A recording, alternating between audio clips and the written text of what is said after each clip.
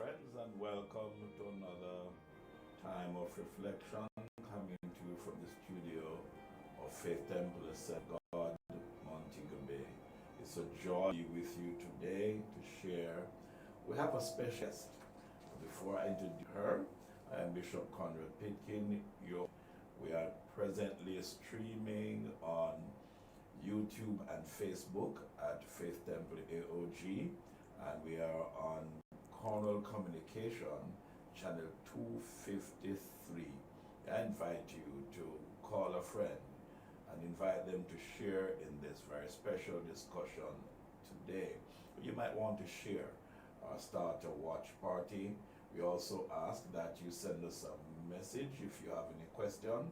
You may write them on our Facebook page or our YouTube channel, or call us on 952-3436 or 979-6856, area code 876. That's 952-3436, 979-6856.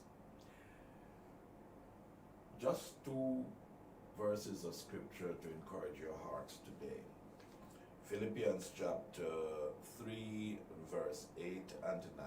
Doubtless I count all things but loss for the excellency of the knowledge of Christ Jesus my Lord, for whom I have suffered the loss of all things, and do count them but dung, that I might win Christ, and be found in him, not having mine own righteousness, which is of the law, but that which is through the faith of Christ, the righteousness which is of God by faith.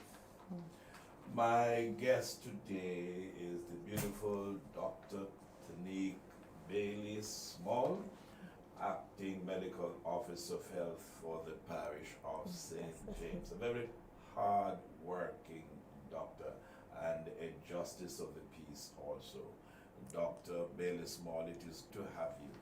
Our topic today is all about the vaccine. Yes. We want to discuss what's happening. We know that there are quite a number of persons in our community, in our parish and across Jamaica, who are still apprehensive about the vaccine and have questions about the efficacy of the vaccine and what this vaccine is all about. So I am going to allow you to speak to us, and then we have a discussion afterwards and maybe a few questions. Sure. Remember, friends, you can call us on 952-3436 or 979-6856, or we are currently on Facebook at Faith Temple AOG and also on YouTube. Subscribe to our YouTube channel, please, and ask others to share. And we are on Cornwall Communication channel 253. A lot of things have been happening, Dr. Bailey Small. There's this exponential spike in the COVID-19 virus across Jamaica, and death also. Let me express my condolences to the family of now the late Bishop Ambrose Hines, who passed away, I think it was Monday morning, as a result of the virus.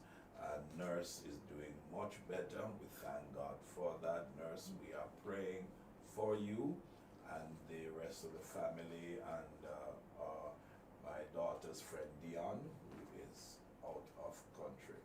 But so many things, so many persons that I know that have been infected by the virus. It is almost frightening. It is. Talk to us. So it was on the 10th of March that we had our first confirmed case of COVID-19. A year ago. Yes. And certainly on the 10th of March this year, then we were able to start our vaccination process. Wow. So it's quite monumental in terms of the fight against COVID-19. But certainly over a year has passed, and we've seen what has happened in terms of if we're rounding off to the nearest thousands, and we're looking at we're approaching 30,000 cases, and significantly in comparison to one, it has been quite a, a journey.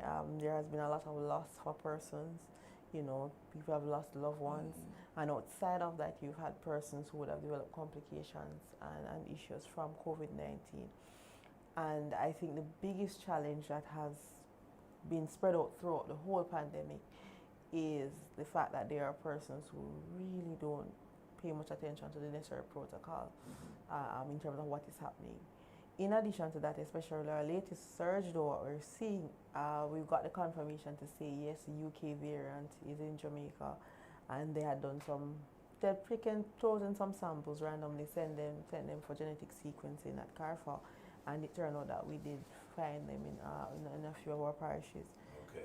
So again, and we know that the UK variant is very, very infectious in comparison to in comparison to the other strain. And then again, there's also the possibility that there might be other strains that are present in Jamaica, because you do have persons moving in and out of country. So I think definitely that's something that the ministry is going to be looking at, to see if we can identify other strains that might be in the country. But certainly a year later from the beginning of COVID-19, it is still quite difficult, but at least we're happy to know that the vaccine is on the horizon, is here, and we've started. This morning's number is in 400, Yes. 419, Yes. but it is still, compared to the test taker, it's still at 32 point something, which is still high. It's still high. Still high. And then that will be the persons who were aware of the tests that would have been done. So you remember, you may still have some persons who are asymptomatic, so they would not necessarily have been called in for testing unless we're doing an intervention or offering testing, or they were contacts of positive cases. Or you might have other persons who would have been experiencing symptoms, but they felt that maybe it was just the flu or something, so they did not necessarily seek testing. Right. So you know that there are definitely other cases out there. Yes. Out there for sure. Even although the vaccine has come and the process has begun, and I think that's what we want to concentrate on now, is that there are persons who have varied beliefs as to the vaccine. In fact, it is said that persons want to kill persons because of the vaccine. Others have accused others of using it for economical gain, and there is no virus, so why a vaccine? And the vaccine has been just too quick in its development. Talk to us. So yes, so persons have different concerns, and I think particularly depending on what your focus is. So for those persons who do not necessarily believe in vaccination, because you have persons who do not believe in any form of vaccination whatsoever. So then their focus would be on trying to find something that's negative. Of course, with any process, any drug, anything that you have to look at, there are pros and there are cons to it. The vaccination process in and of itself is, I think, it has been quick in coming, meaning that we've had the vaccine, the turnaround time to being able to get a vaccine has been good timing, but it doesn't mean that any of the processes have been skipped. So essentially, there are different types of vaccines, and all of them do go through the rigorous stages in terms of phase 1, phase 2, phase 3 trials. So phase 2, phase 1, you may actually get a few persons, and you start to you do the dosing of the vaccines. Once you do that and you're getting positive results, then you move on now to maybe a few hundred or a few thousand persons who are of different. So you start out with healthy persons who have different, in terms of, they may have comorbid conditions, etc., but they're right across the board. And once you, again, you go through those trials, you've passed that stage, then you move on to the phase 3 trials, which look at about using at least maybe up thousands or tens of thousands of persons. And once you've cleared that, then, and you've indicated that's efficacious, then you step outside of that to do it. But of course, from the very beginning to at that point, you're still monitoring what is happening for the person. So in terms of the vaccine itself, so you have different ways. So sometimes you have where you may inject a weakened form of the virus, or a very, very weakened form. In this case, what we're using is mRNA technology.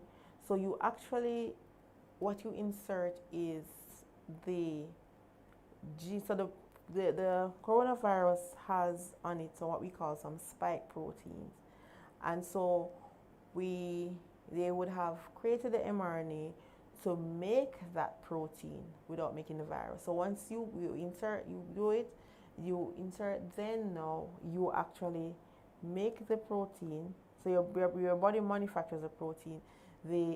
One is foreign, so your cells will recognize it to say this is foreign, develop antibodies against it, and then you have those antibodies. So you're not actually inserting the virus or inoculating with the virus itself, but with the gene to create the protein so that you get the same effect without putting the virus in.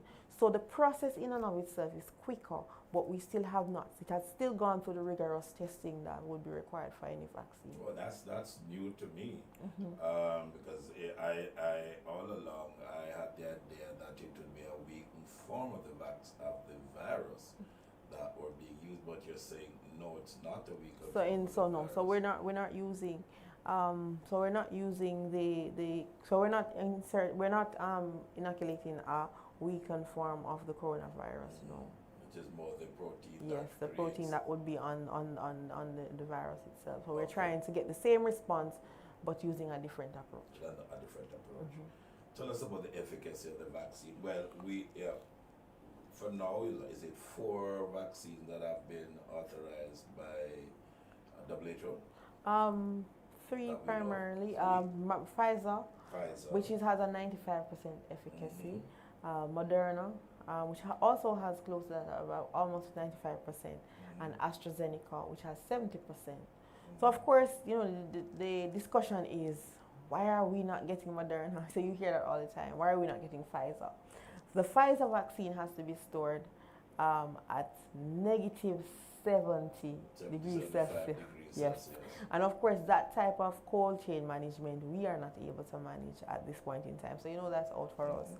Again, but while I know initial discussion was looking at getting Moderna for us, but it is really dependent on what is available. So our primary supply that we would have gotten now would have been through the Indian government, through the Indian High Commission, and they would have given us 50,000 doses. But we are, in addition now, we're supposed to get other doses from the COVAX facility. And the COVAX facility, certainly we understand in terms of demand and supply. The fact is that the COVAX facility allows for equity. It allows for low-income countries to have the same rights, if I might put it that way, in getting the vaccines and making sure that there's equitable distribution to all the countries. So we're anticipating to get our first supply, which hopefully should be soon, maybe into next week or the other week, of 14,000 additional doses, and we're still expecting more as well too.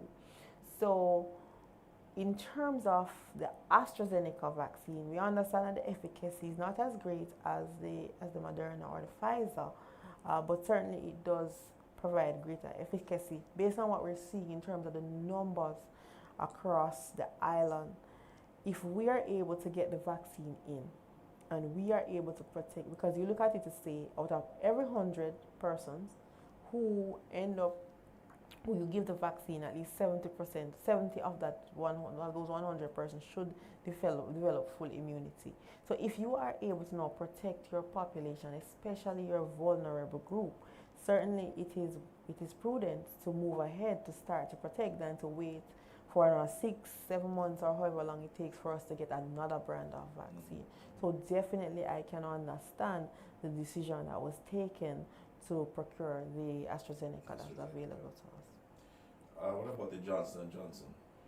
So that one is still in the works. I don't think it has gotten its emergency approval just yet, and it may be available to us further down.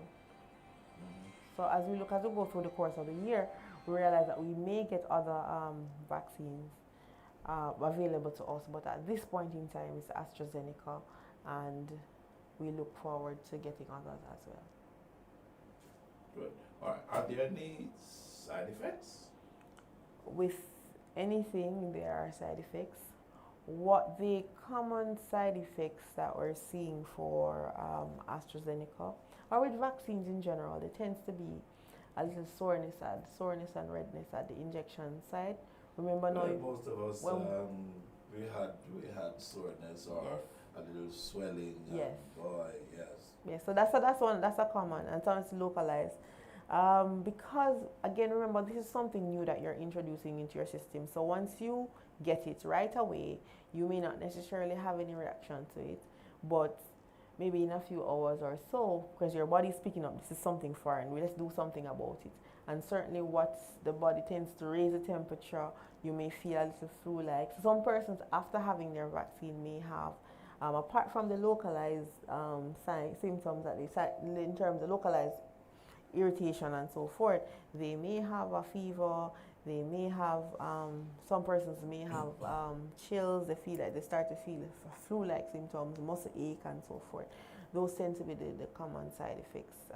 We've seen some people may end up with abdominal pain, etc., headache, but commonly what we've seen, and since remember we'd have started doing our vaccination since Wednesday, 2 days ago, they commonly, for us at our sites, we've not had any in terms of adverse reactions, but persons would have indicated that the side effects would be the soreness of the arm. Some persons again would have headache, fever, etc., as the body tries now to adjust to this new foreign matter on the inside.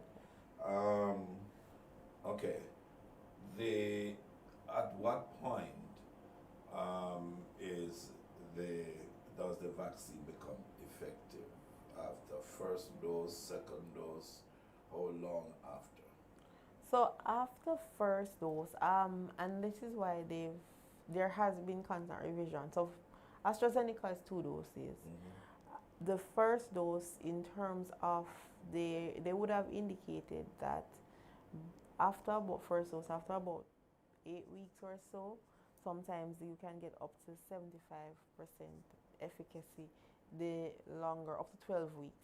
So initially the recommendation was after 4 weeks, and then as they did more studies and investigations, the recommendation was 8 weeks, and then we recently got some recommendation to say actually if you delay up to 12 weeks, that the efficacy after first dose is even more, in addition to adding the second dose. So the first dose, after you take the first dose, you wait 12 weeks. Yes, you can wait up to 12 weeks, yes. Are you protected any time after the first dose, or you must get the second dose? So it is in terms of, so you can get some amount of protection after first dose, but in terms of the length of protection and the amount of protection, it also varies from individual to individual. And so the second dose is definitely recommended. The first dose, immunity takes a little time to build up, and so in terms of, I can understand in terms of delaying a little bit in terms of the efficacy and the immunity. I think one of the things as we go along, these vaccines are new, is we'll find out how long the immunity lasts for. Is it that it has to be a seasonal or a yearly vaccine, or is it something that you may not need to be vaccinated again for, or unless it might be for another strain. But will the immunity last, lifelong immunity, etc. So those are new things for us to see in terms of what we will do where that is concerned. Okay. So real immunity is more effective, because some person might decide, after I take the first dose, I'm good. No. The recommendation is that the second dose must be taken. Yes, at least 8 weeks.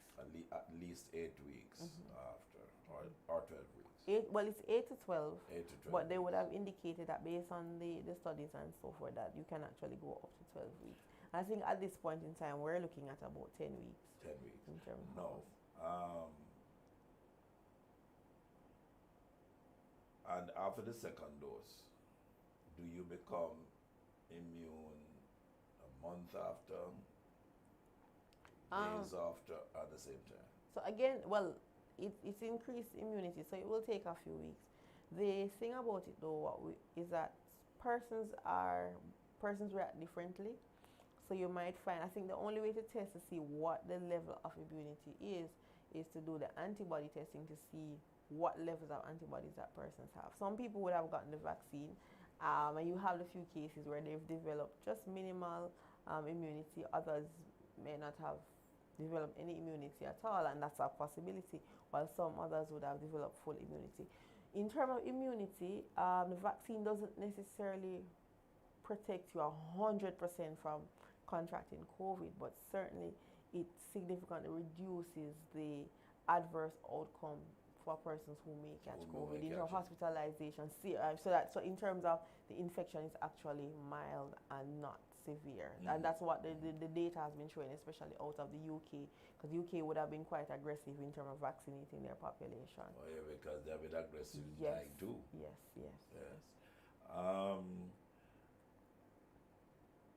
What? Okay. So even if you're vaccinated, the possibility is that you can still be infected. Yes. But the adverse effect might be less than if you weren't. Yes. Less hospitalization, less oxygen, no oxygen you might not need to go on, that sort of thing. Yeah. The wearing of mask, but social distancing, I call it physical distancing, because Yes, definitely. the difference between True, very true. keep socially connected but kindly Yes. physically distancing yourself, and the sanitizing, washing of hands, which means that even when you are vaccinated, it would seem from what I'm hearing that you must continue to wear your mask. Yes. I know. So this has always been a point of discussion, because people feel, okay, I'm vaccinated, so I don't have to quarantine anymore. For example, if I'm traveling from overseas, I can relax and wear a mask. But what we have to understand is, one, so you've been vaccinated, you're not necessarily sure what your level of immunity is at that point in time. And really, for you to be comfortable, is that you would have to say, you have to vaccinate a great number of the population to get what we call herd immunity. And so, one, you're not sure. Then remember that there's a possibility of other strains as well, and we're not sure. We're still looking at to say, can persons become infected with other strains? I know, for example, dengue is actually different. Once you've had one strain of dengue, you do get lifelong immunity to that strain, but you can still get infected with any of the other strains that you've not had before, and that infection is subsequently worse than the previous one that you had before. So there's still a lot to know about COVID-19, so we're not sure about that. So again, yes, vaccination, but the recommendation is still that you still wear your mask, still continue to maintain your infection control protocol. That's going to be a tall order. Yes. Going to be a tall order. Bonafide challenge, no. Dr. Bailey Small, and I see it everywhere. I see it downtown Montego Bay. I see it in other areas. Well, for the last maybe 3-4 weeks, I have not gone out to parish. I just said I am not traveling. Yes. And I stay away from any large gathering. Well, 2 Sundays ago, that was the last time I was in any large gathering, and that was church. And I wasn't in, because I direct my folks to a living church, keep your 6 feet distance in going out, right? There's no hugging, there is no close up, and so persons of Faith Temple accepts that and have become rather comfortable now because they have recognized that it's all about protecting each other and protecting your own family. But I see persons still, maybe 6 or 7 out of every 10 person wears a mask, so there's a large amount that still refuse to wear their mask. Yes, that is, and I think therein lies the root of our problem. The fact of the matter, I mean, there are some situations that you really can't control, but certainly the things that we can control are pivotal because we know how the virus is transmitted. And the fact of the matter is that all the persons who you're seeing walking downtown who did not, if they had on their masks, certainly it would decrease the risk of transmission to others. So behavior change. So for example, we can, for example, as the Ministry of Health, we go out on interventions, we sensitize, we increase our testing, and you do all that you can from that end. But if there is that lack of personal responsibility, then we have a problem. And that has been the root of our problem. The illicit parties, the lack of, no, I'm not wearing any mask, I don't see why I need to wear any mask, COVID don't exist, all the myths, then that tends to give us a fight. Yes. It gives a big fight. It's worrying because hospitals are full. Yes, and I'm they're not sure above capacity. If we realize that hospitals are now above capacity, Yes. I think something like 310 hospitalized now across the island, and people are still not abiding by the rules. Right. And the fact of the matter is that remember that people get admitted to the hospital for other things apart from COVID. So those persons are also suffering outside of the persons who are already admitted for COVID-19. And I think sometimes persons don't understand until it hits close to home, unless a relative or somebody else is impacted, then they start to understand what it means. Because it's not close to home, it's not happening to me, it's happening over there, it's not happening over here. So I'm okay. But sooner or later, it's going to get to you. Yes. Because if it's up the road and it gets to the middle of the road and you're at the other end, once it gets 2 doors from you, the likelihood of it getting to you is much stronger. I agree. And what I notice, Dr. Billy Small, is that some of the persons who are being infected, you're sort of surprised. You wonder how That's true. and where. Because so you have what we saw when we review our data, what we've been seeing, the persons who are among our confirmed cases, the persons who are diagnosed, tend to be within the younger age groups. We're starting at about age 20, all the way to age 50. I mean, a few persons within the 50 to 59 age group. So that's the younger population, middle-aged population. But when we look at the reverse order in terms of deaths, it is significantly increasing the over 60 population, especially over 70. Because the older you are, is the more susceptible you are in dying. Yes, and there are some, so for example, you have persons who are dying. A 92-year-old lady who is bedridden, who's not going anywhere. Where is she going to go to get COVID? But but you might have persons who are taking care of her who may not necessarily be maintaining the protocols, and they may catch COVID, and they're fine, and they're okay, and they recover, but unfortunately she dies.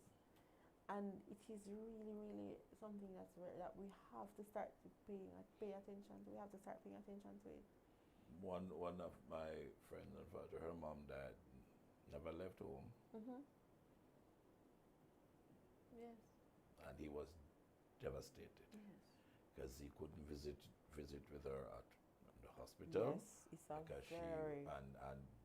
He was hoping that she would have gotten over. At one point, she turned around, and it's like, wow, everything will be all right. It's a very... And the next thing, she just not just dip but dive, and that was it. And he turned his phone off, he wasn't even taking call at that point in time, you know. And, well, we support, we gave him good support, and he really bounced out. And because no matter who you are also human being, and persons who are close to you, and person whom you love, like your mom, it can be very devastating. Yes, it is. I don't know. I hear, well, I'm a person who believes in prayer, but what else can we do to awaken the consciences of persons? So apart from the sensitization and, you know, increasing knowledge, there's not knowledge that's out there, but trying to make people more understanding and aware. That's one aspect. There is also the aspect of legislation. I think in terms about going the hard way now. I think because the reality of it is there are some persons who just will not respond unless they are. I know I'm health, but I'm also a citizen. But in terms of as we look at it in terms of the legislation and stuff, and I think probably as we look and we listen into the press conference, that discussion about strengthening some of the legislation that is now in place in dealing with persons who continue to have frank disregard for the protocols that would have been put in place. Unfortunately, you see the disregard, and yes. you see the open rudeness, yes. and abrasiveness. Yes, it is. And particularly when we look at for example, you have the healthcare workers who work, those who are working in the hospital, they work so many hours. Even for us in public health, you work overtime trying to make sure the necessary protocols are in place, trying to make sure that, you know, you look at the police officers, so many other persons, frontline workers who are working to in their way stem the COVID-19, the transmission of COVID-19. Certainly you need the cooperation of the other persons who are involved, because we can't do it on our own for sure. Okay. What do you say to well, you're a doctor. Yeah. But you're the one with the knowledge, and that's why I invite you to come and share today. What do you say to Jamaicans regarding the vaccine and the importance of taking the vaccine? Okay. So there are two main points regarding vaccination. So we look at protection. Taking the vaccine. So once you take the vaccine, you look at the fact that you are protecting yourself, and you're not just protecting yourself, you're protecting those around you, you're protecting your loved ones, you're protecting those who are vulnerable. So you're protecting your mother, your husband, your children.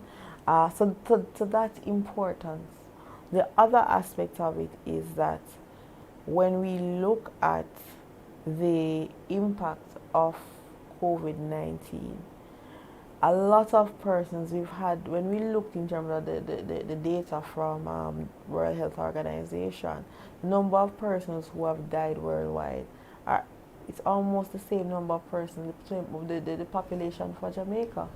So you understand the significance when we look in terms of numbers. Yes. And and all of these persons would have died. They have families, they have friends, and it's a lot of it's a big loss.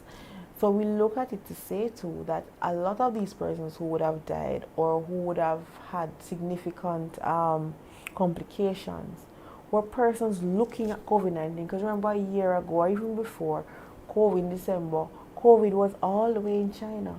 But we saw the deaths in China, we saw the numbers, and for example, people in the US, people in Jamaica, we sat from afar, we looked, and people were dying. And a lot of the persons, you are persons who, when the pandemic started, did not think or would have imagined that they would be a part of the statistic to say that they are no longer with us or they would have developed complications. So the reality of it is, a lot of persons, and I would have had discussion with persons who would have gone through COVID-19 to say that, and they would have indicated, but I thought that if I got COVID, it would have been mild. I thought maybe I would have been asymptomatic, or I would have just had a few mild symptoms and I would have been recovered and I would have been fine. I didn't know that I would end up in a hospital. I would have to be on oxygen, or for some cases they would have to end up on the ventilator.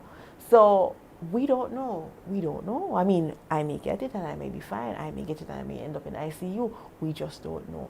So the importance of having a vaccine, if we have something now that can decrease that risk, certainly it is for us to take it, and the opportunity is here. And certainly we don't want to say afterwards and say, boy, you know, I really should have taken the vaccine when it was available. Something is is still vivid in my mind. It was last year, New York. And the trailers, containers lined up, Yes. ready to roll with dead bodies. Yes. Mass burial. Escorted by the police. Yeah. And you saw people looking through their windows. Some came out and stood by the wayside, waving hands. I think that picture will remain with me until I go home. And you saw some people crying, not their relatives, but they're crying because these bodies were being taken to an area to be buried where their relative would know where or what spot. A wife, a husband, a son, a daughter, a mother, a father, or another relative was buried. You don't know. And that in itself to me is painful. Yes. And that sent a very strong message to me. I don't know. A lot of persons saw it. I don't know how many really got the message I got from it. My message was, this thing is dangerous. This virus is deadly. Yes. It is real. There's nothing fairy tale about it, nothing fake about it, no rumor about it. True. It is no 5G satellite in the sky. It is not just a simple influenza that somebody will contract and that's it. It is deadly. And when you get that message, I think you will react differently toward it. Yes. And we've seen the stories in terms of the videos that persons would have shared while they were in hospital and subsequently succumbed, healthcare workers. So you recognize the impact that it has had. And as you'd have mentioned about these persons who would have died, a lot of them would have died alone. They probably weren't feeling so well, and their relatives brought them in with the intention that they would get better to come out, and they would have deteriorated. Some persons were still able to communicate through text messages or phone, and telephones. but the reality of it is that they never saw the relative again the day when they saw dropped them the off. relative again. And in our culture, you can go and look at the body in the casket. You couldn't do. Nobody could do that. Nobody could do that. Thank you very much. Good discussion, and I trust that our audience have gathered out of this today. You can still send us your messages, and we will reply to them maybe at another time. You can call in at 952-3436, 979-6856. 876 is the area code, or you can send us a message on our Facebook page or our YouTube channel, and we will ensure that your question is answered. I'm going to ask Dr. Bailey Small to make her last statement for today. Next week we are hoping to have somebody else from your department. I think they want to speak about salt. Oh, yes. So we're not sure what day, between Monday and Tuesday, the health department will be with us again, and they're going to be talking about salt. Yes.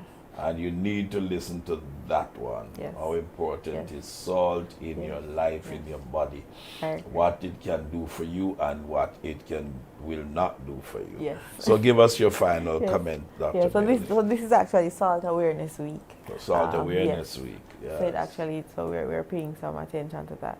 But what I want to emphasize, I would have gotten my vaccination, but to say that we have to again look at how we can protect ourselves, how we can protect others, and to remember again that we don't know how COVID-19 will affect us.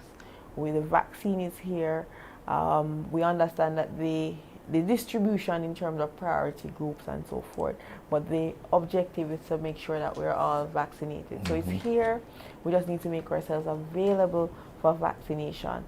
If it is that we decide that we're not going to take the vaccine, it should be an informed decision, so we find out all we can, get the questions answered, so that you can make a decision for yourself and not just what you hear. Based on what you hear, do the research, do the reading, get the clarification, and let us all get vaccinated. Thank you. Thank you. It was a pleasure being with you today, friends, and I trust that you have gained knowledge from the discussion and with Dr. Bailey Small being with us today, the Acting Medical Officer of Health for the parish of St. James. I'm sure this will not be the last time you'll see her beautiful face. She will come back, but she'll have another representative next week to talk about salt and how you can be aware of the effectiveness of salt in your life.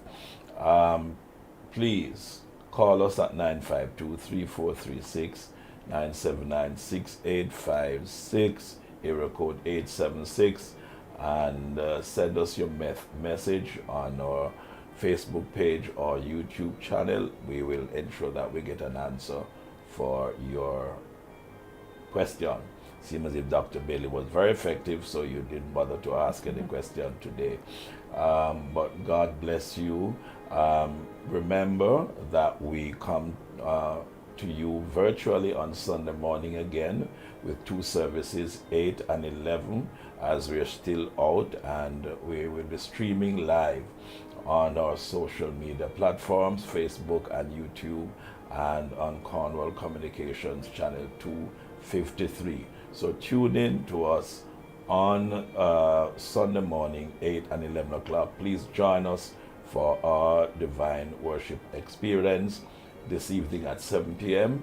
Our youth group will be coming to you live streaming, and they'll have, by now that they have other groups who have joined them on a Friday evening for our youth fellowship. Our Bible study is on Tuesdays, and that is at 6:30 p.m. For more information, you may go to our website, www.faithtempleaog.org. That is www.faithtempleaog.org, and you will get all the information you want, or you may call us, our members, our adherents, and our friends and supporters. Please call us for further information. Once again, God bless you. Have a powerful and a great weekend. We are going to close with a presentation by the praise team, and then our other song will take us out. What a friend we have in Jesus. God bless you. See you on Sunday morning in our virtual worship.